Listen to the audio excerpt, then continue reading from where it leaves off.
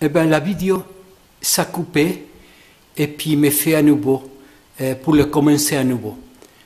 Et je vous avais dit qu'il y a les personnages là, toutes les femmes là, en haut, côté supérieur. Donc, le côté supérieur, c'est 13 personnages qui sont là, en haut, il y a 13. Donc, celui-là, vous voyez en haut, c'est 13, ça c'est 13, ici c'est 7, en bas c'est 7, et puis une au mieux. C'est aussi symbolique. Alors vous voyez, je vous montre à droite, Khadija, Esther, Fatima, Isabelle, je le fais en espagnol. Hypatie, ça c'est français, Hypatie, Marie Curie, je passe à l'autre côté, Agar, Aïcha, Rebecca, Sarah, Majadevi, Anna, je viens du côté d'en bas, Siché, Nefertiti, on avait vu avant, Abuela, Mujer, Hermana, Asijab, Leto, et je vais à côté d'en bas, Esclermonde, Magdalene, Nieta, petite-fille, fille, épouse, Marie, Thérèse. Toutes ces personnes, et là je dis nom de les flammes, parce que voilà, c'est le nom de les flammes. Et il me faut une conférence pour expliquer toutes ces femmes-là, tous ces personnages qu'il y a là, la grandiosité de cette femme-là, du côté féminin. Je l'appelle les tableaux là, c'est les livres, c'est l'arbre de la transformation, la Dogora, et que c'est un type qui vient du côté de l'Inde, et puis c'est l'arbre des transformations.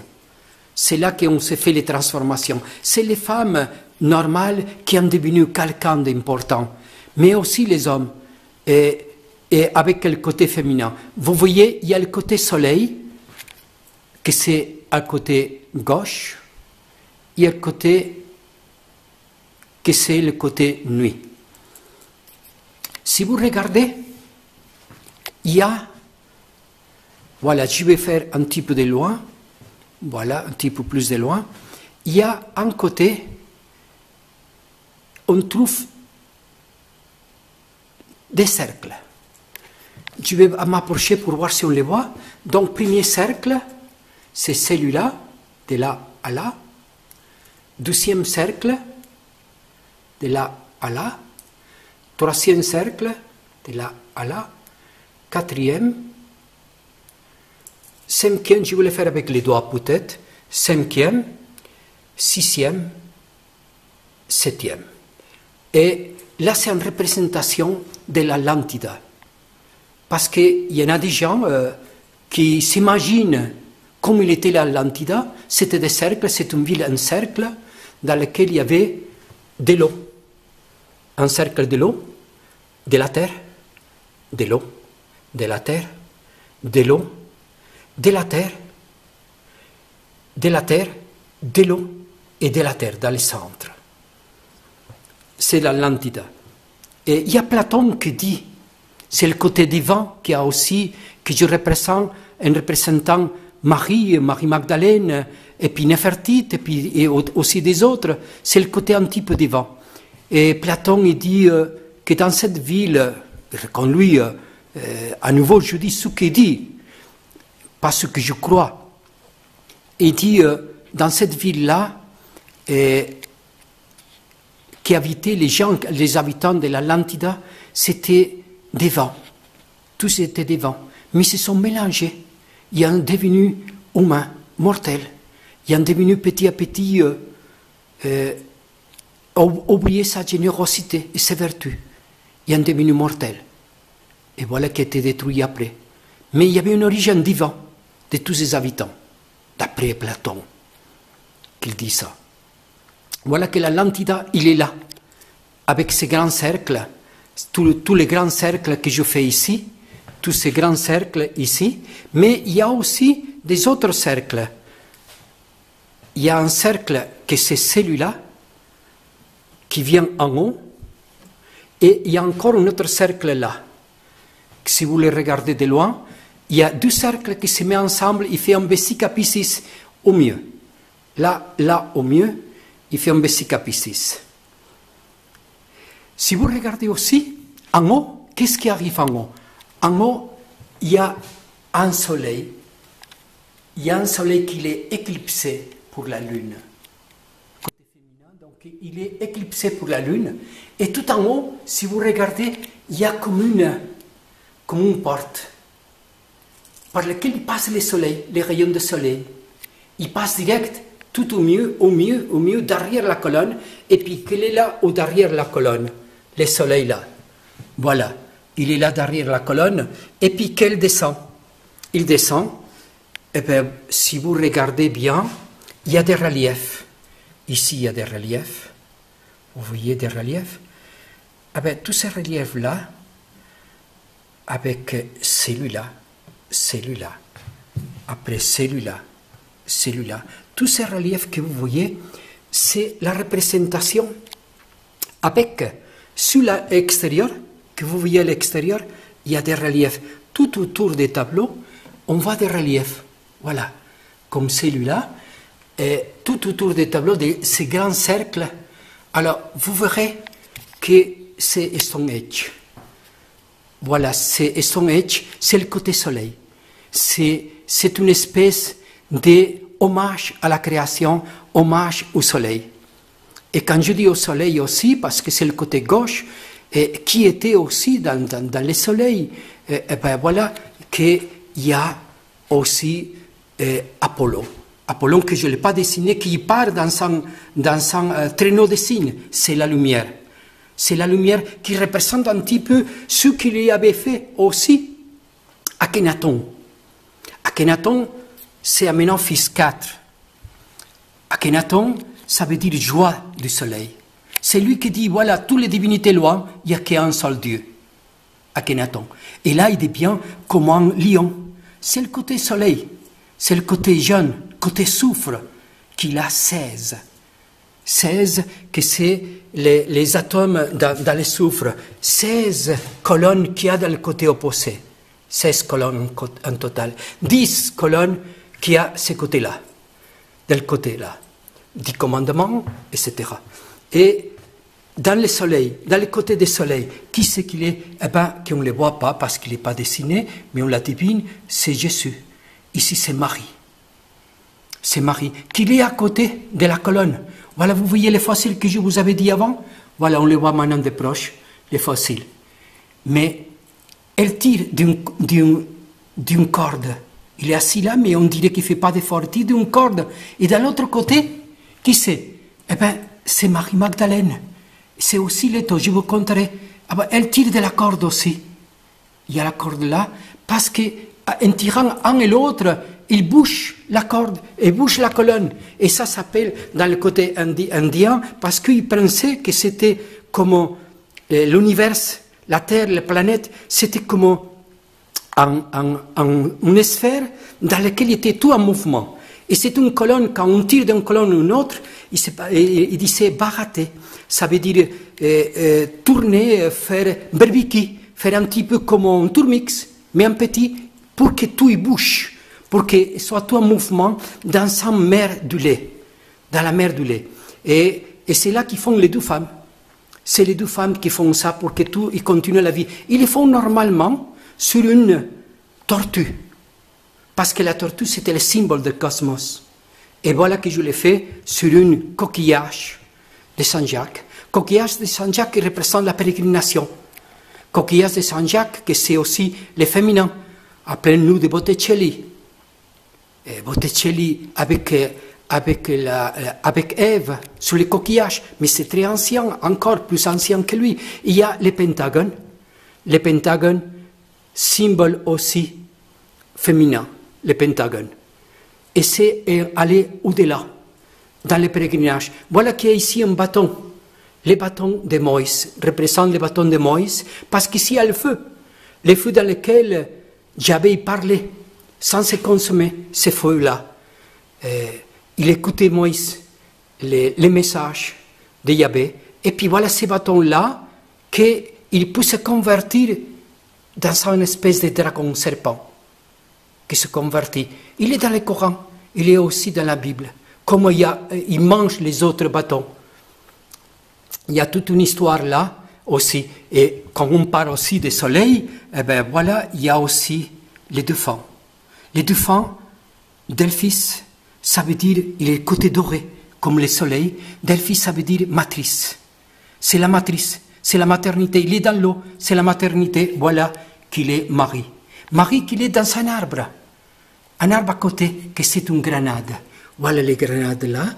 C'est une grenade parce que c'est un arbre avec un symbolisme très grand. Je serai très long à expliquer ça, le symbolisme de la grenade vis-à-vis de toutes les religions orientaux, inclus le Coran. C'est des pays, c'est des arbres qui feraient partie du paradis d'après. Et puis là, c'est Marie-Magdalène, que je vous avais dit avant, mais Marie-Magdalène, on dirait qu'il y a un œuf ici, transparent. Il y a 2 enfants, jumeaux. On dirait qu'un, c'est une fille, puis notre un garçon. On dirait qu'ici aussi, il y a la baume, il y a le grial, la baume donc, pour les massages, ce qu'il avait donné à Jésus. Et puis ici, on va trouver Élie. Élie. Il y a tout un symbole entre Élie et puis Jean-Baptiste. Voilà l'aigle de Patmos. Élie, qui en priant, il se mettait la tête entre les genoux. Et qui avait arrivé à une femme, voilà à nouveau les femmes, qu'il est demandé parce qu'il y a le messager qui l'avait dit, tu vas à une place, il n'y avait pas pour manger, ils vont te faire à manger.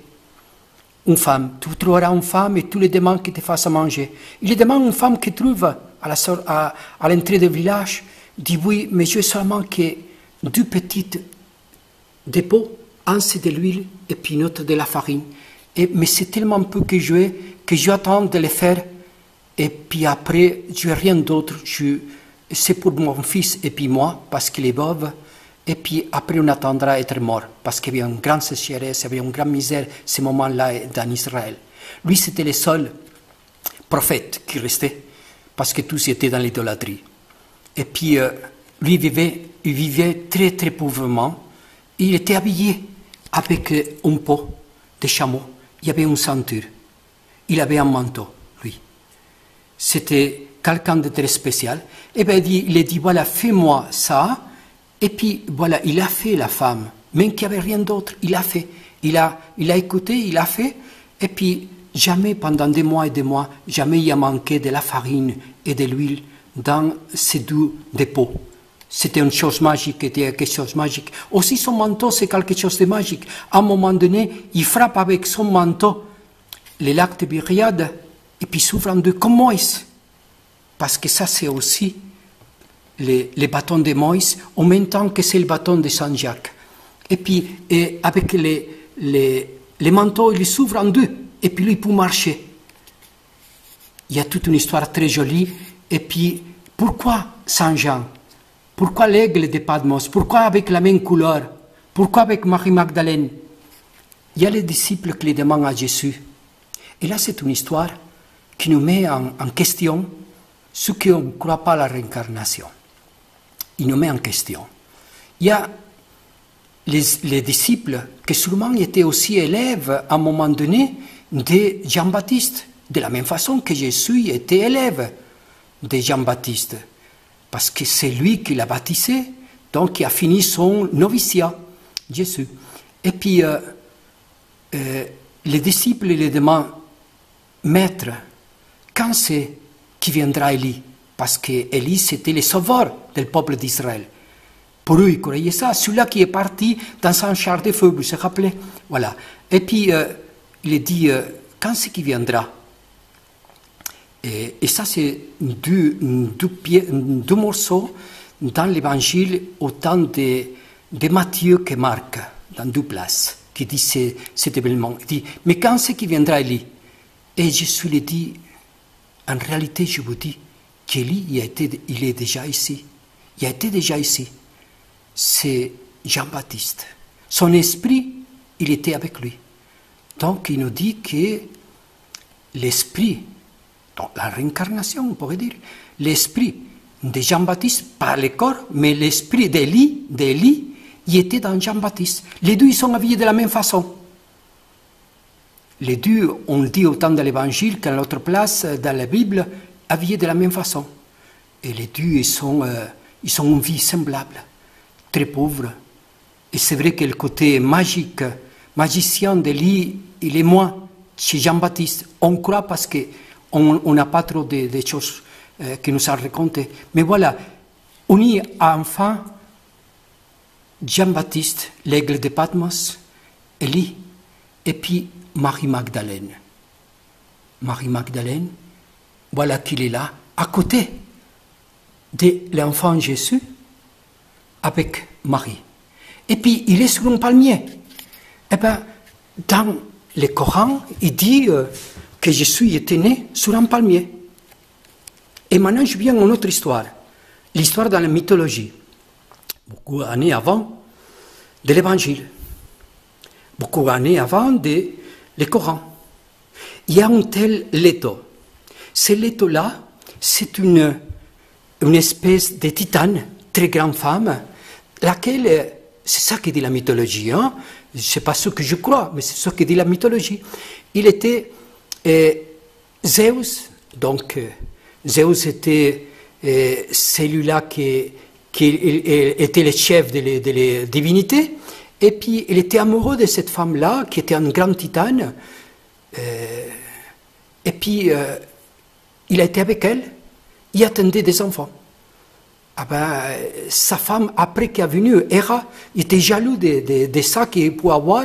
Il interdit à tout le monde de recevoir à l'étau, de la recevoir. Donc la femme qui après est devenue femme, et il était jaloux de celle-là. Alors, un petit peu presque comme Agar avec, un petit peu comme Sarah avec Agar. Et puis, elle a cherché partout pour avoir une place. Il ne trouvait pas. À la fin, il a trouvé une île. Voilà une île, l'île de Caï. Ici, en Caï.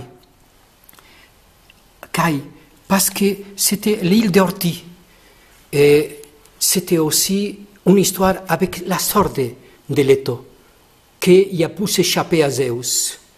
Dans cette île dans laquelle il va naître deux divinités dans la mythologie. Un, Apollon, et puis une autre, c'était Diane. Donc, c'est deux jumeaux. Donc, Leto, il va avoir 12 enfants aussi, jumeaux. Il va l'avoir, il dit la mythologie, c'est pas ce que je crois, il dit la mythologie, sur un palmier. Voilà que c'est le palmier. Et ce palmier-là, il est dans une grande pyramide. Une pyramide avec 4 triangles. Si vous regardez bien, il y a 1, 2, 3, et puis en haut, il y a le 4e. Ça fait un losange. Vous voyez, ça fait un losange. Là, il y a un losange. C'est le côté aussi féminin. C'est la pyramide. À nouveau, on se trouve avec la mythologie égyptienne. On se trouve à nouveau avec ça. Et on se trouve aussi avec le pèlerinage. Pèlerinage de Saint-Jacques. Pèlerinage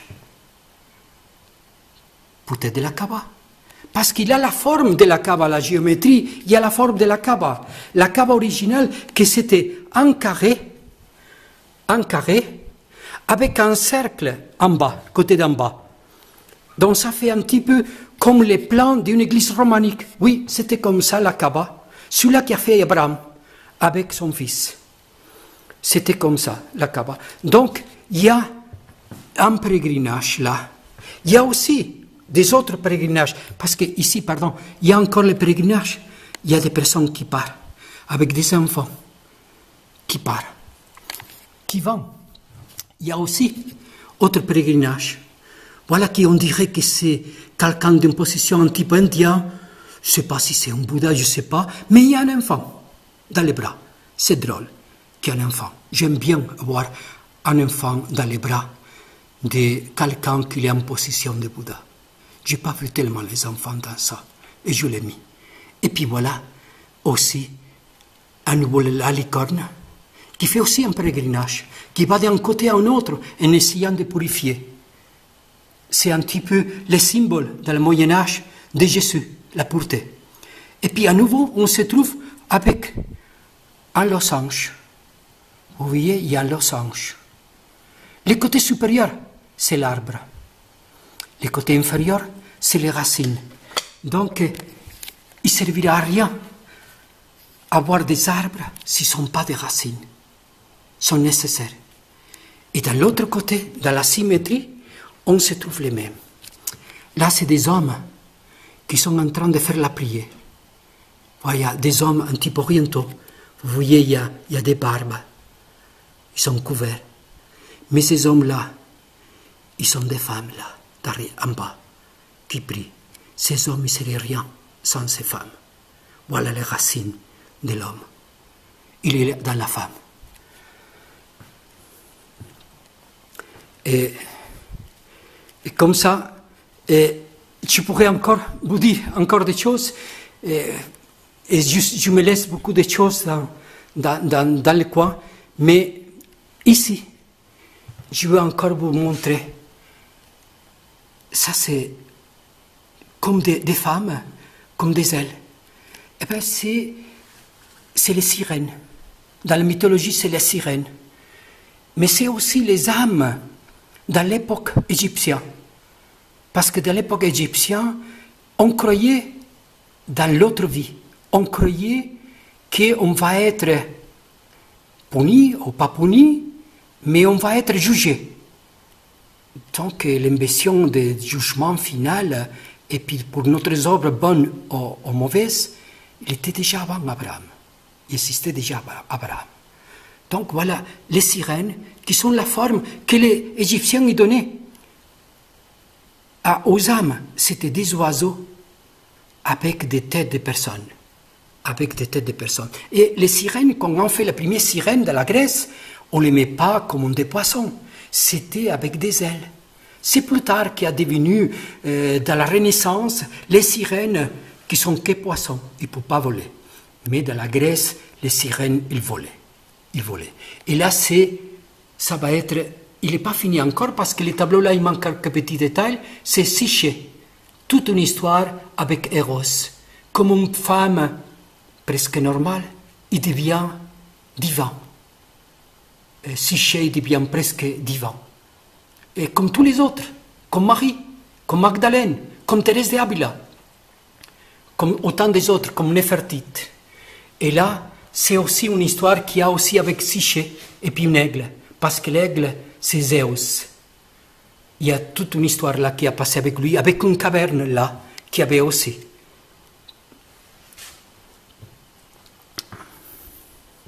Et je vous avais dit, il y a aussi, je n'ai pas dit, c'est que ici, dans cette assiette-là qu'au début je vous avais parlé, et je suis en train de, quand j'étais en train de la mettre, je dis, je vais voir combien de points il fait. Eh bien, il fait 22. Géométriquement, ce n'est pas possible. Parce qu'on part toujours de 3 ou de 4. Ça veut dire les triangles ou les carrés.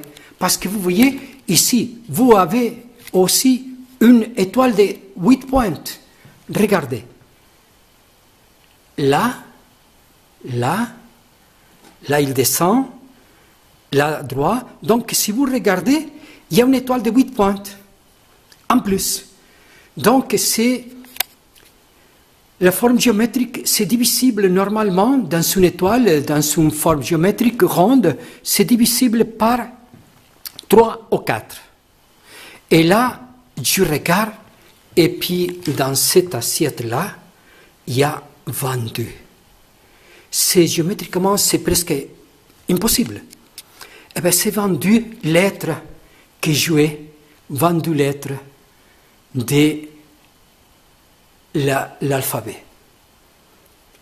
C'est incroyable. Il y a aussi, si vous regardez, j'ai 1, 2, 3, 4, 5, 6, 7, 8, 9, 10, 11 et 12.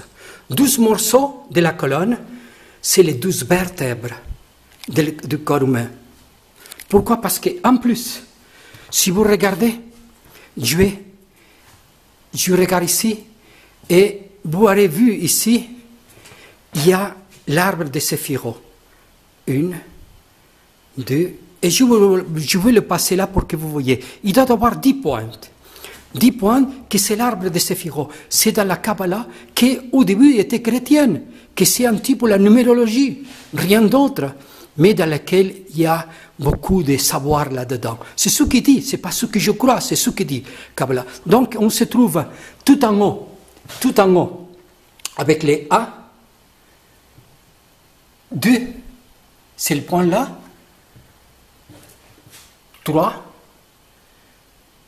4, les points qui sont brillants, 5, au mieux, on adivine, c'est 6, 7, 8, 9 et 10, le lotus, qu'il est là, avec un symbole de lotus, dans la pointe, tout au fond. Donc on trouve 10 en total, exactement, et de la même forme qu'on fait l'arbre de Séphiro. Et avec les couleurs de droite et gauche, comme dit l'arbre de Séphiro, et aussi avec les 12 coins qui représentent le corps humain, les 12 pointes de l'évertre. À nouveau, on se trouve avec la géométrie et le symbolisme du corps humain dans l'intérieur du tableau. Il y a aussi, vous verrez bien, qu'il y a un triangle en haut. Tout en haut, c'est un triangle. Et puis aussi les palmiers là, en haut, il fait partie de ces cercles que je vous avais dit avant, qui tournent tout autour. Et vous verrez bien aussi que ces côtés-là, c'est des colonnes verticales. Et le côté féminin. Mais il est fort. Ils sont forts, très forts. Et le côté masculin, c'est en façon architecture, façon presque Gaudi. Il est doux. Voilà le côté humain. Quand on va être dans l'équilibre, c'est quand les masculins et les féminins, ils sont en tout dans le même corps. Et c'est là que ça sera vraiment magnifique, ça sera extraordinaire. Et ce tableau-là, je fais un rappel à ces masculins et féminins dans l'équilibre total, dans les féminins et les masculins. Côté soleil gauche, côté lumière, nuit, dans la droite. Mais les deux, ils sont complémentaires, les deux, ils sont une force très grande. Et regardez là, dans l'eau, que c'est le coin, les derniers cercles qui appartiennent à la lantida, c'est tout de l'eau. C'est de l'eau. Et puis le ciel, eh ben, ce côté-là, vous verrez que c'est le côté mauve féminin, qui petit à petit devient jaune, rouge, fort, homme. Homme, Jésus et Marie. Et je pourrais encore continuer, mais je pense que, même que le tableau n'est pas fini, et je vais couper. Ah oui, il y a encore là, si vous regardez dans les... Il ne se voit pas trop maintenant, je dois travailler encore. Ici, tout ça, c'est comme si apparenté comme si c'était des ailes. Donc, il y a tout qui s'élève. Elle, il est avec des fleurs de lys. Marie Magdalène, avec des fleurs de lys. Et puis, Marie, avec la rose rouge, avec un symbole aussi.